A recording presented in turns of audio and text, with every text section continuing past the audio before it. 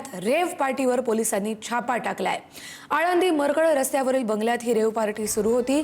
60 ते 70 तरुण आणि तरुणींना पोलिसांनी ताब्यात घेतलंय। नशेसाठी वापरले जाणारे पदार्थ देखील जप्त करण्यात आले।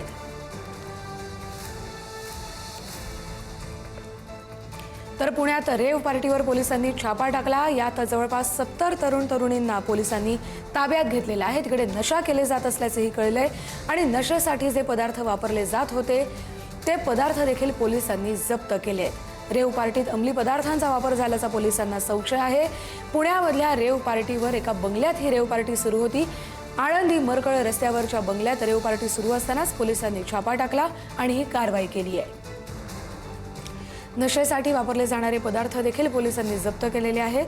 तर हे पदार्थ अंमली पदार्थ असल्याचं देखील आता पोलिसांना संशय आल्यानं त्यांनी ते जप्त करून तपासणीसाठी पुढे पाठवले आहेत। या रेव पार्टीतून जवळपास 60 ते 70 तरुण आणि तरुणींना पोलिसांनी ताब्यात घेतले आहे। पुण्यातल्या आळंदी मरकळ रस्त्यावरच्या बंगल्यात ही रेव पार्टी सुरू होती।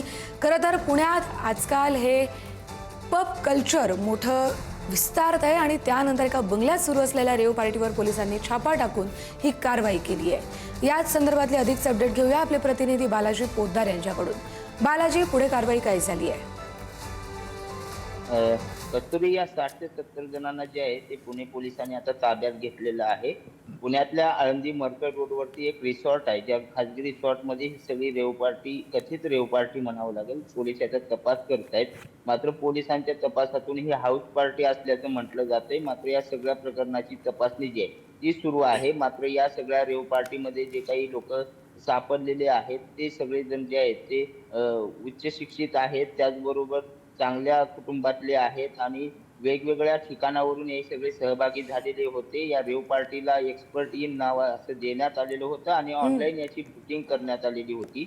रात्रभर ही पार्टी चालू असल्याचं पोलिसांनी म्हटलेलं आहे। मात्र पोलिसांकडून आणखी आरोपींना जे आहे ते अटक करण्यात आलेली नाही। पोलीस प्राथमिक तपास करतायत। या सगळ्या प्रकरणानंतर जे आहे ते योग्य ती तपासणी करून पोलीस आपली भूमिका स्पष्ट करतील। मात्र अशा पद्धतीने पुण्याच्या शैक्षणिक माहेरघरामध्ये अशा रेव पार्ट्या सातत्याने होत आहेत का, असा प्रश्न आता निर्माण झालेला आहे। ही रेव पार्टी आहे का हे सुद्धा पाहणं महत्त्वाचं आहे, कारण यातले जे अंमली पदार्थ आहेत ते अंमली पदार्थ वापरण्यास योग्य होते का, हे वापरण्यास बंदी असणारे या सगळ्या पार्टीमध्ये वापरले, याची सगळी तपासणी जी आहे ते आता पोलीस करताना पाहायला मिळते। बरोबर, आता पोलिसांच्या पुढच्या तपासातून काय अनेक माहिती समोर येते ते देखील तुमच्याकडून जाणून घेऊ। धन्यवाद बालाजी।